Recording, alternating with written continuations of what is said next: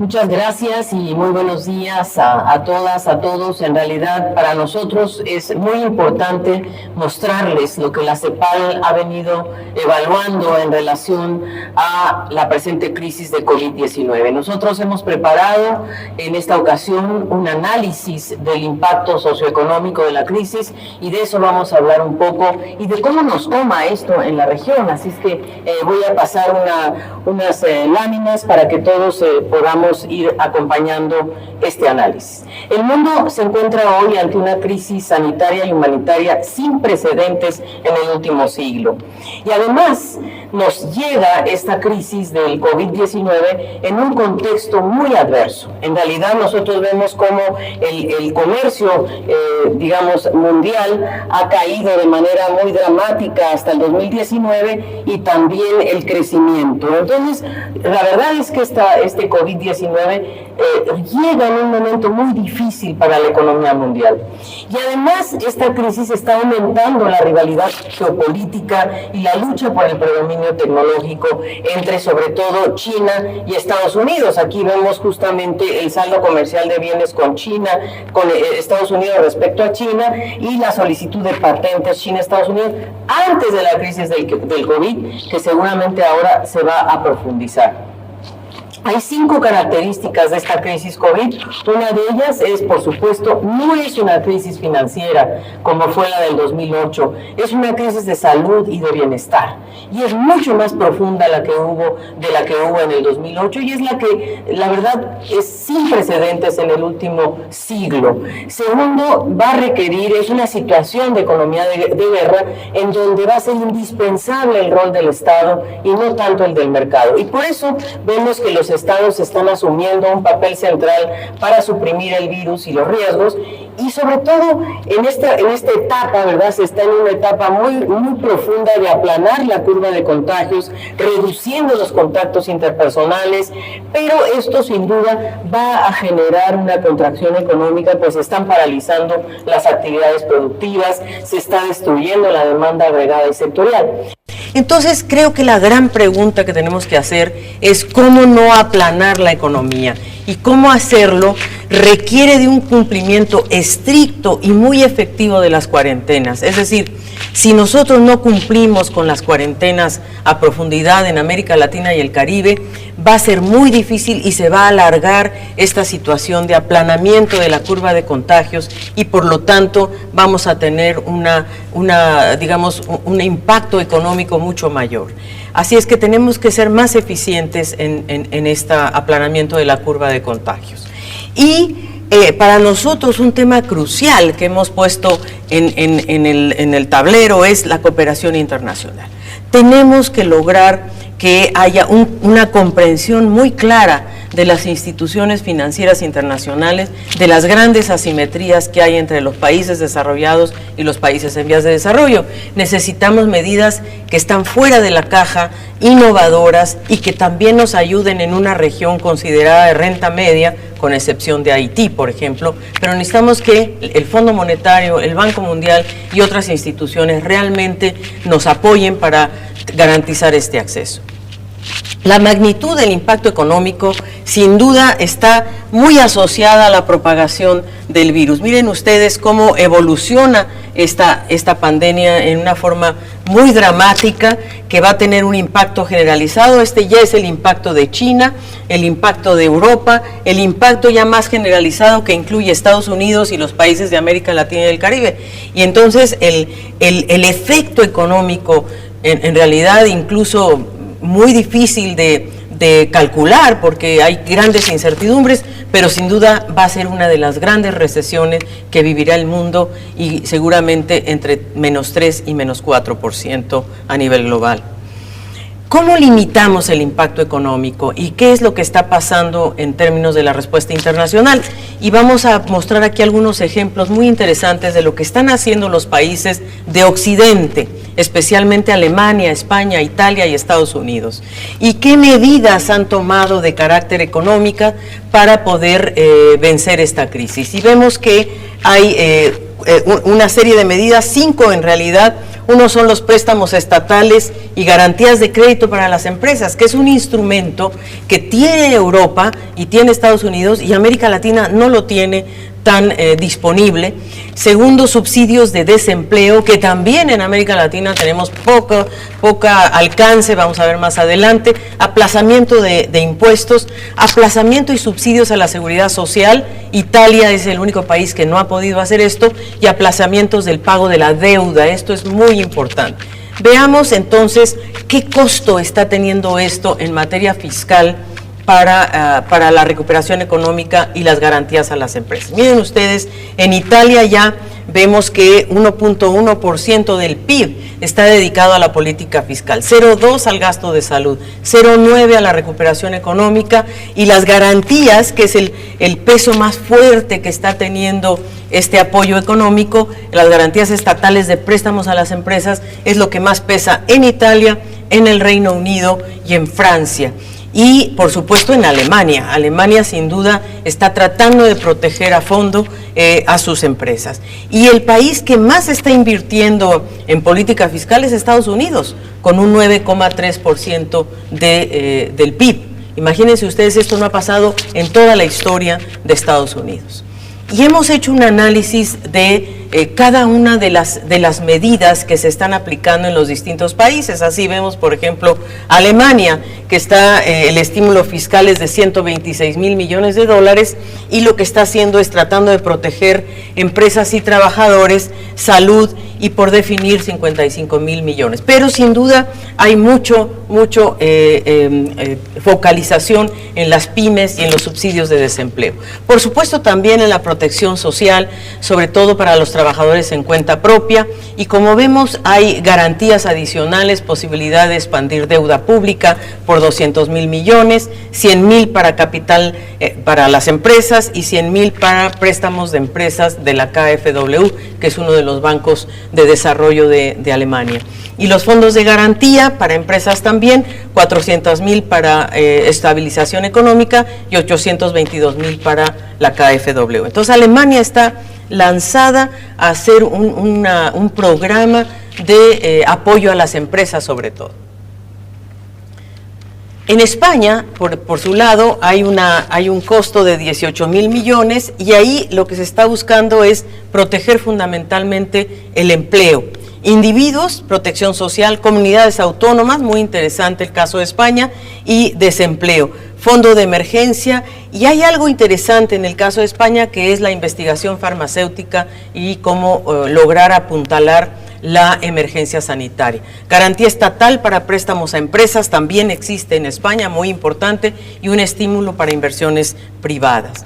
En Francia, esto está más dedicado a la seguridad social, 45 mil millones, no está tan desagregado como en los otros casos, pero hay una importante componente de protección social y subsidios al desempleo, garantía estatal mediante préstamos a empresas. Siempre las empresas en Europa son el punto de mayor atención. En el caso de Italia, donde ha habido esta gran emergencia, se están invirtiendo 24 mil millones. Protección civil es uno de los temas. La emergencia sanitaria se está invirtiendo 3.3 millones, 10 mil millones en empleo, ¿verdad? Porque ahí en Italia ha habido realmente una destrucción de empleo muy amplia, y cómo lograr apuntalar a los trabajadores por integración salarial, licencias, etcétera, y a las pymes un apoyo de 8 mil millones. Entonces hay también el tema de las garantías estatales para préstamos a empresas. Siempre Italia, Alemania, España, Francia están tratando de apuntalar su tejido productivo.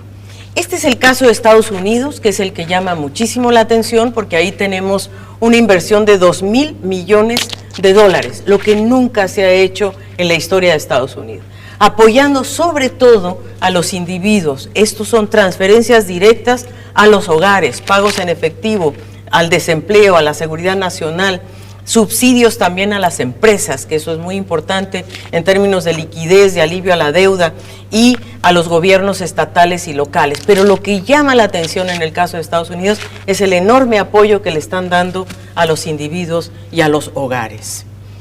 Veamos qué está pasando en América Latina y cuáles son los efectos económicos de la pandemia en las economías de nuestra región.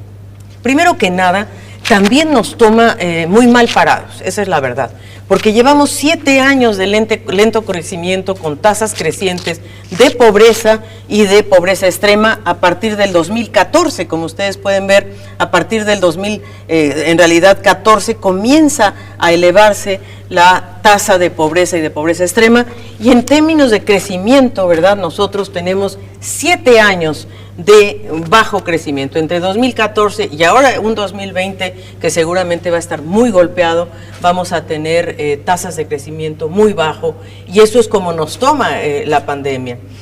El peor desempeño de la inversión desde la década perdida, esto es antes incluso del COVID-19, es el peor desempeño de la inversión, en donde entre 2011 y 2018 esta región no invirtió, por el contrario, la inversión fue una de las variables de ajuste de la consolidación fiscal. Y por cierto, la productividad laboral respecto al resto del mundo sigue cayendo, y esto es para nosotros uno de los temas más relevantes en términos económicos en la región. Veamos que estamos ante el principio de una profunda recesión.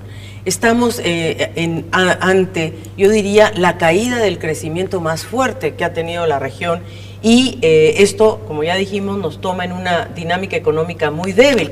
El mundo, ¿verdad?, va a tener caídas muy importantes. Aquí somos bastante optimistas, seguramente va a caer mucho más.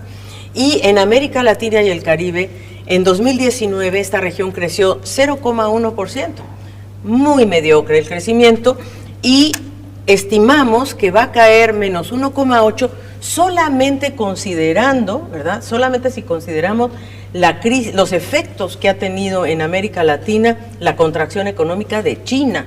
Pero si nosotros le sumamos lo que está pasando en la Unión Europea, en Estados Unidos y en los países de nuestra región, vamos a tener impactos económicos mucho mayores, que incluso pueden llegar hasta menos 3, menos 4%. Ahí pusimos algunas proyecciones de algunas instituciones que yo creo que siguen siendo optimistas frente al escenario que se nos presenta. El menos 1,8 es solamente una medida de referencia. ¿Cuáles son los efectos económicos de la COVID-19 en América Latina y el Caribe? Bueno, tiene sin duda 2 tipos de efectos muy claros: los directos en sistemas de salud, con una carga muy fuerte a sistemas de salud fragmentados, insuficientes. Y una cosa muy importante es que en nuestra región hay un acceso muy desigual al tratamiento médico, a los medicamentos, a los hospitales. Depende del seguro de salud, del ingreso, del lugar de residencia. Tenemos una cantidad enorme de trabajadores informales que no tienen este tipo de acceso, y por lo tanto vemos que esto tiene a su vez, una vez que esto, digamos, es la parte directa de la emergencia, tenemos otros efectos muy indirectos, pero muy importantes, que es en la oferta y en la demanda. En la oferta, la suspensión de actividades productivas internas y externas, las cadenas de valor, vamos a ver cómo van a tener un impacto muy fuerte, y esto generará mayor desempleo. Por lo tanto, tenemos sectores que van a ser fuertemente afectados: educación, comercio, turismo, transporte, manufactura, recursos naturales, con efectos de mediano plazo y largo plazo y de corto plazo. Los de corto plazo: desempleo, menores ingresos, salarios, aumento de la pobreza extrema, los sistemas de salud muy congestionados, con muchas demandas, fragmentados y desigualdades. Y en el mediano plazo, pues el quiebre de empresas, la reducción de la inversión privada, menos crecimiento, falta de integración en las cadenas de valor y deterioro de las capacidades productivas y del capital humano. Veamos un poquito los efectos directos y veremos que la infraestructura de salud de nuestra región es insuficiente.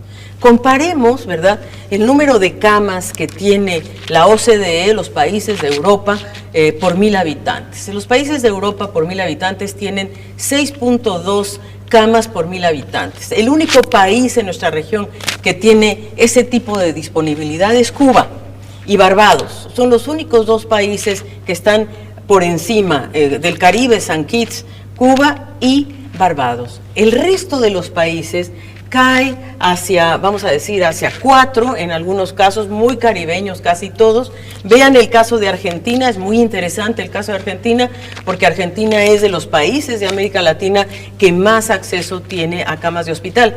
En cambio, el resto cae en un promedio de 2,2 camas por 1000 habitantes en América Latina, y el naranja es casi 2,8 en el caso del Caribe. Entonces vemos que hay realmente una situación muy delicada. Vean ustedes lo que pasa en Europa. Japón, por ejemplo, tiene 7,8 camas por 1000 habitantes y el resto, ¿verdad? Tenemos una situación muy compleja en relación a este acceso de salud. Entonces, el sistema de salud también no tiene los suficientes médicos, porque los médicos por 1000 habitantes, en realidad en América Latina es 1,9 médicos por 1000 habitantes. Cuba es el único país que tiene 7,5 médicos por 1000 habitantes. De ahí en fuera tenemos una situación muy difícil. Miren el caso de Honduras, ¿verdad? Que no llega ni a, ahora sí que ni al 10% de la capacidad por 1000 habitantes. Tenemos también una gran desigualdad en términos de acceso a la salud, porque los sistemas de salud, ¿quiénes son los que tienen acceso a los sistemas de salud? ¿Quiénes están afiliados o quiénes cotizan entre los 15 años y más según deciles de ingreso? Y vamos a ver que en el decil 1, ¿verdad?, ya la última cifra que tenemos, solo el 34,2% cotiza en un sistema de salud. El resto no está cubierto por un sistema de salud. El decil 10, por supuesto, está por encima del 70%. Y el promedio es 57,3% ponderado, 52% el promedio simple. Quiere decir que los sistemas de salud en nuestra región están muy fragmentados, con servicios muy diferenciados, y justamente a los que más debemos poner atención son justamente al decil 1 y, por cierto, a los adultos mayores, que en América Latina llegan a 58 millones. Estamos hablando de un porcentaje de casi 9,2% del total de habitantes son adultos mayores en América Latina. Entonces, fortalecer los sistemas de salud requiere más y mejor gasto público, no cabe duda. El gasto público en América Latina destinado a servicios de salud del gobierno central es 2,2% del PIB. Y lo que recomienda la OPS es 6%, o sea, tenemos una brecha muy grande entre lo que se está invirtiendo y lo que se debería invertir. ¿Cuáles son los efectos indirectos? Veamos la demanda global y las cadenas de valor. Hay 5 canales de transmisión externas que van a impactar a la economía de la región. 1, la disminución de la actividad económica de los socios principales, China, Estados Unidos, Europa, nuestra propia región. 2, la caída de los precios de los productos primarios, el petróleo, los alimentos, los metales, todo está cayendo con excepción del oro. La interrupción de las cadenas de valor, esto es quizás la parte más delicada porque se están rompiendo las cadenas de valor. Esto está impactando, por ejemplo, a la industria automotriz en México, en Brasil, muy importante este tema. Menores demanda de servicios turísticos, esto impacta muy fuerte al Caribe, ¿verdad? Casi el Caribe pierde 1 punto de su PIB por la menor demanda de servicios turísticos, pero también afecta a otros países de la región. Y la 5 es la aversión al riesgo y el empeoramiento de las condiciones financieras. Es decir, el capital de nuestra región está saliendo. Por eso es tan importante que los países tomen medidas muy, yo diría, heterodoxas para proteger las condiciones financieras internas. En 2020, además, por esta razón de los socios comerciales, el valor de las exportaciones seguramente va a caer en forma muy importante. Miren ustedes que el valor de las exportaciones, que es la conjugación de volumen más precio, obviamente el componente precio es mucho más fuerte, va a tener una caída de menos 10,7%. Mucho más severa en Sudamérica, un poco menos severa en México, aunque depende mucho de lo que pasa en Estados Unidos, menos en Centroamérica y mucho en el Caribe, justamente por esta caída de los servicios turísticos que están considerados como exportaciones. Este es uno de los temas que son más estructurales en nuestra región y justamente es uno de las debilidades que debemos atender. Lo hemos dicho muchas veces en CEPAL y creo que ahora es el tema central para poder proteger nuestras economías.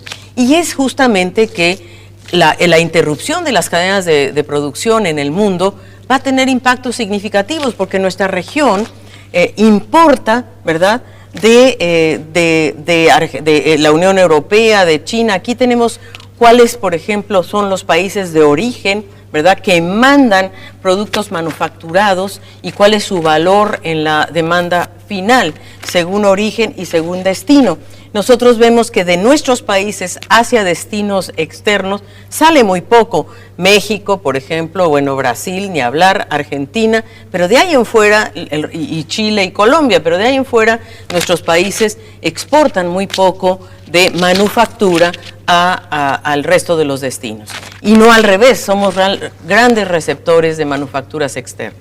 Entonces, tenemos que hay importantes efectos, interrupción de actividades de producción, de servicios, contracción de la oferta de bienes importados.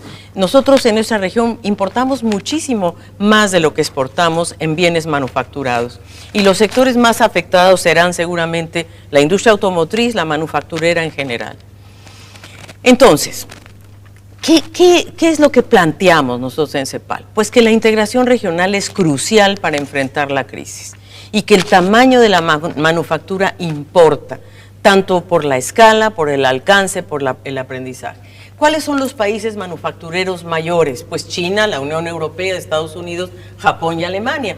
Cuando vamos a América Latina, vemos que América Latina está en una etapa intermedia con respecto a otros países. Los países que destacan en materia de manufactura en la región es México, Brasil, Argentina y un poco Colombia. Entonces, nuestra región tiene capacidades productivas poco sofisticadas y muy fragmentadas. Entonces, ¿qué tenemos que hacer? Pues sí, seguramente lo más importante y lo más urgente es reconstituir cadenas regionales de valor y garantizar la provisión de bienes, continuación de actividades productivas y tratar justamente de fortalecer esos espacios regionales, impulsando el comercio intrarregional y la logística intrarregional. Esos son espacios que no podemos dejar de atender, sobre todo para disminuir la vulnerabilidad externa, y quizás es una oportunidad para mirarnos hacia adentro.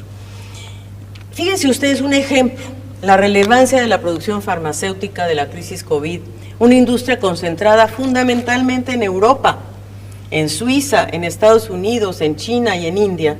América Latina, este pedacito nada más. Es decir, América Latina en sus exportaciones del sector farmacéutico, posiblemente Panamá, México, Brasil, Argentina, República Dominicana destacan, pero de ahí en fuera las exportaciones más o menos en total de la región son 7,000 millones de dólares. Pero veamos las importaciones, que eso es donde está nuestro talón de Aquiles. Nosotros en la provisión de productos farmacéuticos dependemos del exterior. Y la verdad es que es urgente facilitar el comercio y reducir estas tensiones para garantizar el paso y el acceso a medicamentos y también a bienes médicos y a enfermeras y médicos. Se deben abrir las fronteras de carácter humanitario para que realmente puedan transitar estos bienes y estas personas tan importantes. Pero por ahora veamos que América Latina importa en 2018 25,000 millones de dólares y el Caribe 500 millones de dólares. Es decir, somos una región muy dependiente del exterior en materia farmacéutica. Entonces, con esta información que les hemos dado, ¿qué es lo que prevalece hoy? ¿Habrá una nueva geografía de la producción? ¿Es eso hacia dónde vamos? La crisis nos muestra que las economías nacionales son más vulnerables cuando hay deslocalización de la producción. Se van a redefinir modelos productivos y seguramente tenemos que procurar bajar esta interdependencia global a favor de políticas nacionales y regionales, y no tenemos las capacidades productivas suficientes, pero tenemos que ponerle ojo a ello porque la resiliencia de los países va a depender de su estructura productiva y de su integración regional, porque esta crisis puede profundizar las desigualdades entre regiones y subregiones. Entonces es imperativo que no perdamos de vista la importancia de fortalecer las capacidades productivas de la región. Veamos un poco los efectos internos. Hemos analizado un poco lo externo, vamos a ver ahora lo que pasa adentro de la región. Primero que nada, estas medidas de contención que todos los países están tomando, sin duda, pues van a tener efectos en la producción, ¿verdad? Fíjense ustedes que estos sectores, los sectores de actividad económica, representan 67% del PIB de la región. Y son sectores, por ejemplo, comercio, transportes, servicios empresariales, servicios sociales. Vemos que la agricultura, la minería, la electricidad, la construcción y la manufactura, ¿verdad? Sí, efectivamente son muy relevantes, pero sin duda estos son los que representan el 67% del PIB y que son sectores que seguramente ya se están contrayendo de manera significativa. Y cuando nos vamos a el empleo, estos sectores que están aquí, comercio, transportes, etcétera, representan a su vez el 64% del empleo formal, sectores que podrían sufrir una contracción. Entonces, y aquí estamos hablando del empleo formal, cuando en nuestra región tenemos una cantidad enorme de empleados por cuenta propia y de informalidad. La informalidad en América Latina alcanza 53% en personas en edad de trabajar. Entonces, estas medidas de distanciamiento social van a tener sin duda un efecto sobre el empleo que podría ser mucho mayor debido a la composición del trabajo, porque tenemos una alta tasa de empleados por cuenta propia y también tenemos empleo informal. Entonces, esa parte es la que más preocupa, cómo vamos a proteger, cómo vamos a llegar a las personas que trabajan por cuenta propia o que tienen un empleo informal. Las medidas de contención y cuarentena nos preocupa también su impacto en las mujeres, sobre todo porque profundizan la crisis de cuidados en la región. Ya vimos que en el periodo previo al COVID, las mujeres ya destinaban 22 y 42 horas semanales al trabajo doméstico y de cuidados. Y las presiones sobre el sistema de salud están impactando sobre todo a las mujeres. 72.8% de las mujeres trabajan en el sector de los sistemas de salud. Y ahí es donde está uno de los temas de mayor vulnerabilidad en esta crisis. Así es de que, y el 77.5% de las personas que se dedican a estos trabajos, de las mujeres, están en la informalidad. Así es de que esto es un tema. Y sobre todo las mujeres están recibiendo una mayor presión porque se han cerrado las escuelas, ¿verdad? Alrededor de 1.2 millones de niños están fuera del sistema escolar, están en casa, y eso también es una presión adicional a las mujeres, un incremento en las demandas de salud y sobre todo las restricciones también en las trabajadoras domésticas. Hay algunas que su salario está preservado, pero hay muchas otras que no y pueden perder su empleo. ¿Cómo entonces limitamos el impacto económico de la pandemia? ¿Qué está haciendo la región? Nosotros vemos que en la región se están tomando 4 tipos de medidas. Una, durante la crisis sanitaria, medidas de aislamiento social. 2, el impacto, cómo reducir el impacto en el empleo y también en el sector servicios, para el cual va a haber una gran afectación. Cómo proteger a las empresas y sobre todo a las pymes, pero también a las grandes. Y el tema, yo diría, muy importante de carácter económico, que son los impactos fiscales, los déficits, el endeudamiento y por lo tanto cómo podemos enfrentar esto de manera colectiva. Los países han implementado medidas inmediatas y lo han hecho con bastante eficacia, diríamos nosotros. Algunos más, otros menos, pero ha habido medidas de restricción, monitoreo de viajeros, prohibiciones de vuelos, aprendizaje a distancia, educación en el hogar, distanciamiento social. Ha habido mayor, yo diría un redireccionamiento del gasto público hacia la infraestructura de salud, compra de respiradores, fortalecimiento de hospitales, pero no todos los países han podido con ello, ¿no? Y por eso es tan importante tener en mente qué tipo de cooperación se requiere dentro de la región. Otro conjunto de medidas también de emergencia ha sido, ante cuarentenas totales, qué tipo de acuerdos laborales, medidas legales para el teletrabajo, reducir horas, introducir horarios flexibles, vacaciones adelantadas, protección a los trabajadores frente a despidos, la protección de la fuerza laboral con apoyo salarial para combatir y compensar pérdidas de ingreso, con pagos adelantados, con subsidios, con seguros de desempleo, y en algunos países ha sido la reducción o la posposición de pagos a servicios de agua, gas, electricidad y fondo de pensiones. La protección social para reducir el impacto, esto es, transferencias de efectivo a las familias o pagos adelantados, ingreso básico ciudadano como el que se acaba de aprobar en Brasil, por ejemplo, transferencias de efectivo, programas sociales y otro tipo de esquema. Y la protección a las empresas, sobre todo a las pymes, apoyo financiero al sector informal para que los bancos también puedan renegociar y mejorar sus condiciones de préstamo.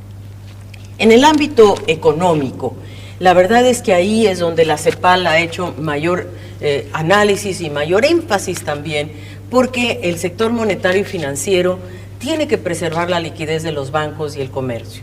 Pero se trata también de abordar las deudas públicas y privadas, porque esta es una región que ha tenido un alto endeudamiento, sobre todo privado, pero también público, y por lo tanto los bancos centrales han reducido las tasas de interés, están abriendo líneas de crédito especiales, emitido préstamos adicionales, ampliando plazos, extendido hipotecas, y creo que ahí está mucho de la heterodoxia que tenemos que aplicar en este momento, por ejemplo, incluso para que si viene liquidez a la región, pues no se salga en la volatilidad y que no se vayan estos capitales. Por lo tanto, vamos a tener que tomar medidas macroprudenciales para retener esos capitales en la región. Y la fiscalidad, redirigir presupuestos estatales, retraso de declaraciones de impuestos, por supuesto que ha habido una búsqueda de financiamiento adicional y paquetes fiscales de gran magnitud. Yo quisiera resaltar lo que está haciendo Argentina, Bahamas, Barbados, Belice, Brasil, Guatemala, Honduras, Jamaica, Paraguay. Ayer Perú anunció un paquete muy importante de carácter fiscal que es histórico también y realmente nuestros gobiernos están haciendo esfuerzos muy importantes. Preservar la capacidad productiva y expandir los sistemas de protección social. Ahí estamos al debe todavía, porque necesitamos diseñar mejores políticas para proteger a los adultos mayores, a las mujeres, a los niños y a los jóvenes. La CEPAL está haciendo un observatorio y hoy yo quiero tomar esta oportunidad para lanzarlo ante ustedes. Hemos hecho un análisis detallado de lo que está haciendo país por país, y para ello hemos contado con el apoyo de los coordinadores residentes de Naciones Unidas, de todas las oficinas país de Naciones Unidas de la región, y realmente aprovecho para agradecerles, porque tenemos ya, y está a su disposición en nuestra página web, donde ustedes pueden decir: yo quiero saber qué se está haciendo en Jamaica, qué se está haciendo en Brasil, qué se está haciendo en México, qué se está haciendo en El Salvador, qué se está haciendo en Bolivia, qué se está haciendo en Chile, y aparece entonces una ficha donde viene el detalle de las medidas que cada país está tomando en materia de salud social, económica, fiscal, monetaria, y creo que eso nos da una idea del esfuerzo que está haciendo esta región. Pero el esfuerzo de nuestra región no puede subestimarse, pero a la vez es muy, vamos a decir, limitado, porque nuestra región carece del espacio fiscal para implementar estas medidas de estímulo. Miren ustedes la comparación entre Alemania, Reino Unido, lo que presentamos antes, ¿verdad? Las medidas fiscales de Estados Unidos, vean ustedes dónde están respecto a la deuda del gobierno central. Ahora miren ustedes el caso de América Latina y el Caribe, de algunos países seleccionados, las medidas fiscales, ¿verdad?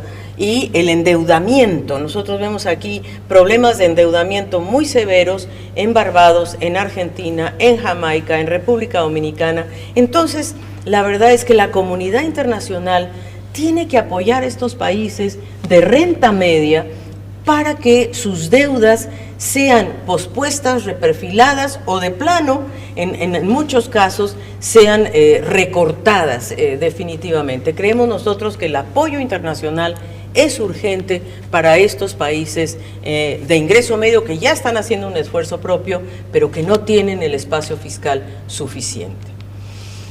Así, entonces, en este observatorio nosotros estamos poniendo este tipo de información a su disposición, donde país por país, ¿verdad?, hacemos un análisis de todas las medidas de movimientos, de salud, de educación, y cuáles son las que están tomando, dónde no se están tomando, dónde sí se están tomando, y por supuesto las medidas económicas también, ¿verdad?, qué se está haciendo en empleo, en economía, qué se está haciendo en términos de protección social, en apoyo a las empresas, en materia fiscal, en materia monetaria y para preservar la capacidad productiva. Creo que esta información, que ustedes la pueden ver comparativa entre todos los países de la región, va a ser muy útil, y de hecho nos lo pidieron los propios países. La Comunidad de Estados Latinoamericanos y Caribeños, la CELAC, nos pidió a la CEPAL que montáramos este tipo de información en un observatorio que está a disposición de la CELAC. De hecho, se lo vamos a enviar a CELAC para que ellos lo puedan cargar también en la página de CELAC y que esto esté a disposición de todos los países.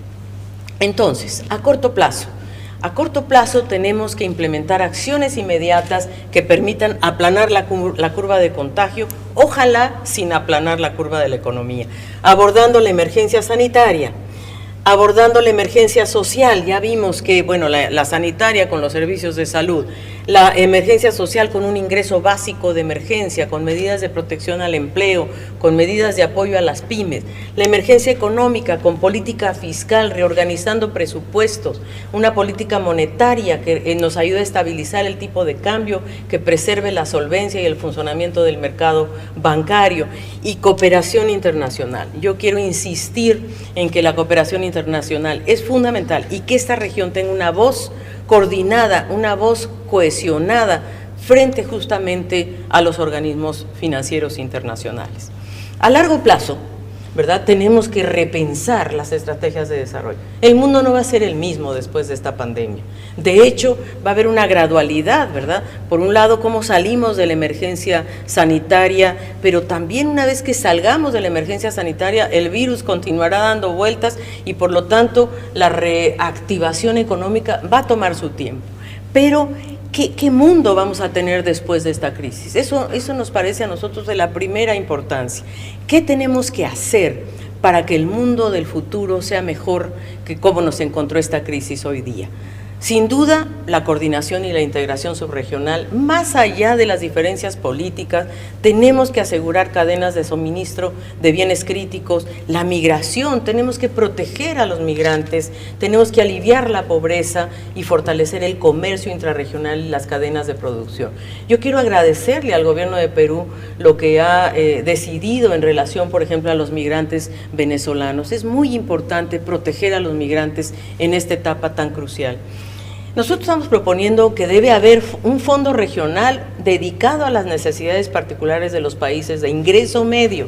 Sabemos que hay uno para ayuda humanitaria, pero esto es un fondo regional, una especie de facilidad para que los países de ingreso medio puedan recuperarse social, económica y productivamente. Manejar la deuda en este contexto macroeconómico tan difícil, necesitamos flexibilidad y que estos países puedan negociar colectivamente este tipo de política. Y por cierto, que se revisen las políticas de graduación de los países de renta media. No es posible que nos estén graduando cuando tenemos tantas brechas como lo hemos demostrado en salud, en desigualdad. Y nosotros creemos que la CEPAL ofrece ese espacio para convocar a las partes interesadas del sector público, privado, social, de la academia, para ir buscando soluciones políticas a estos impactos de la crisis. Yo quisiera reflexionar con ustedes, queridas amigas y amigos, en una cosa que la CEPAL preparó justamente de cara al Foro de los Países de América Latina y el Caribe, que no se pudo realizar por las razones que todos sabemos, pero donde estábamos listos para analizar la Agenda 2030 y qué va a pasar de aquí al 2030, antes de la pandemia y después de la pandemia. Y realmente queremos simplemente decirles que la Agenda 2030 es la hoja de ruta en realidad, que sigue vigente, que es más importante que nunca y que estará también a su disposición este análisis. Nosotros hicimos un ejercicio de simulación de las 72 series estadísticas de los 17 Objetivos de Desarrollo Sostenible.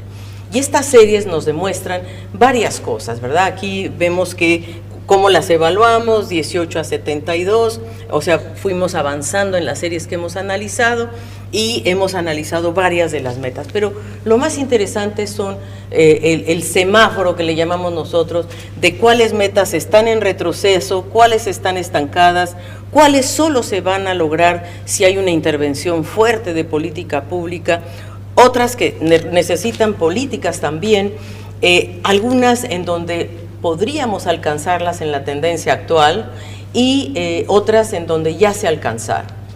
Entonces, hicimos un primer análisis de la pobreza, fíjense ustedes, la pobreza extrema, que es una de las metas más importantes de la Agenda 2030, o sea, se supone que queremos eliminar la pobreza extrema en todas sus formas.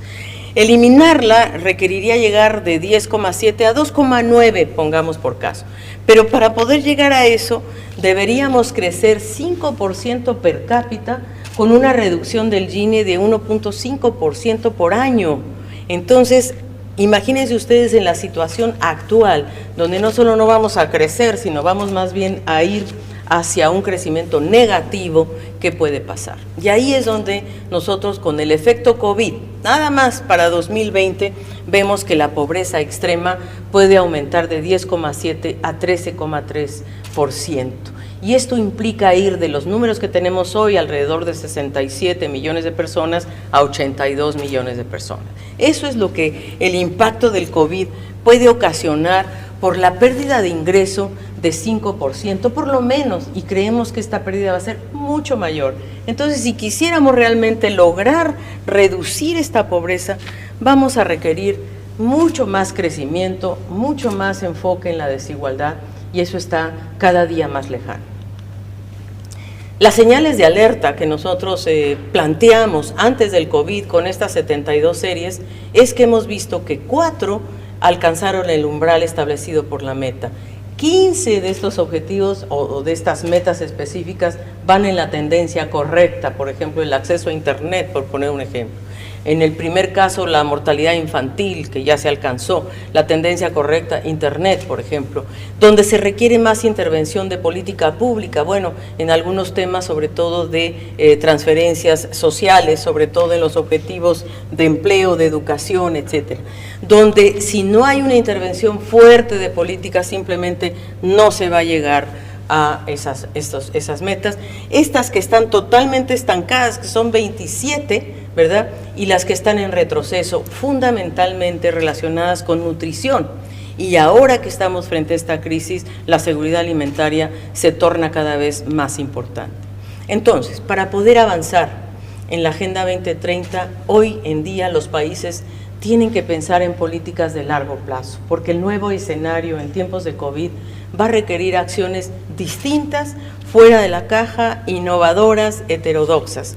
Por lo tanto, nosotros en CEPAL hemos puesto en marcha varios instrumentos. Un portal que está a su disposición, el Observatorio COVID que estamos lanzando el día de hoy, un esfuerzo coordinado con los coordinadores residentes de Naciones Unidas, una información actualizada sobre los anuncios de política de cada país e información sobre los movimientos dentro y entre países en relación a salud, trabajo, economía y escolaridad.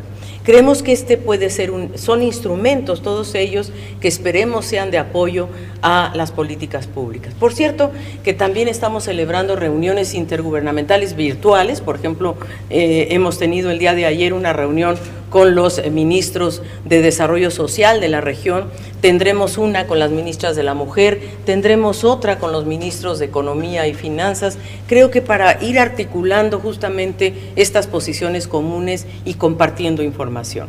La región no tiene otra opción estratégica, solamente avanzar hacia un modelo de desarrollo más sostenible a través de una mayor integración. No podemos volver a transitar por los caminos que nos han conducido a estas grandes brechas de acceso a la salud, a la infraestructura, a la protección social. Necesitamos realmente que estas condiciones de recuperación y desarrollo sean distintas, diversificando nuestra estructura, integrándonos productivamente y comercialmente, con aumento en las acciones de adaptación y mitigación, y tenemos que meter el factor riesgo en todo lo que hacemos en la planificación, con refuerzo de políticas para combatir la pobreza, la desigualdad, la cultura del privilegio y políticas de protección social con cobertura universal. Esto es lo que estamos haciendo, queridos colegas. Algunos ejemplos de estas matrices que vamos a poner a su disposición, donde están las medidas, por ejemplo, de salud para contener y suprimir la transmisión del virus, las acciones que se requieren, las acciones específicas que se proponen, ¿verdad? Las acciones que se proponen para proteger el empleo, son propuestas que la CEPAL ha ido articulando justamente de las acciones requeridas, acciones específicas que pensamos son útiles para los países, sobre todo en estas materias, también en el lado económico, qué se debe hacer en política fiscal, en política monetaria, en cooperación. Hemos hecho un esfuerzo de pensar juntos qué debemos hacer. Y, por ejemplo, en políticas financieras, qué se está haciendo y qué instrumentos de política tiene la región o debe desarrollar en materia de apoyo a pymes, en empleo y productividad, en pobreza, protección social y desigualdad. Creemos que, y sobre todo, cómo podemos mirar a los adultos mayores con mayor dedicación, a las mujeres, las políticas de género en particular, las políticas de educación que también son urgentes. Ponemos entonces, queridos colegas, amigos, amigas, este observatorio a su disposición que la CEPAL ha preparado, ha desarrollado a petición de los países y que ponemos al servicio de ustedes y de toda la comunidad de estados latinoamericanos y caribeños y de todos los organismos de integración regional y subregional. Muchísimas gracias.